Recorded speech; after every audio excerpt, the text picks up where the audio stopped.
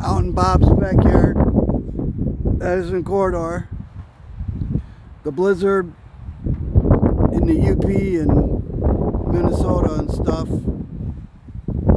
We're being affected by some constant 30, 40 mile an hour plus gust winds. And we're getting some howling in the gallow of the corridor. It's quite the humming mystique, spooky almost.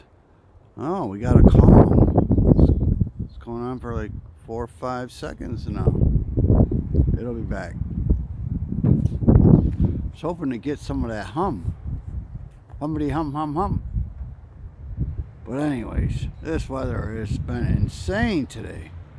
And this ain't nothing compared to up there at MIT or Michigan Tech, I mean, Northern Michigan University up in the peninsula, the Keweenaw Peninsula, the Upper Peninsula, or whatever it is called. But it's crazy here. I don't know what kind of Thanksgiving Day weather we're going to have tomorrow, but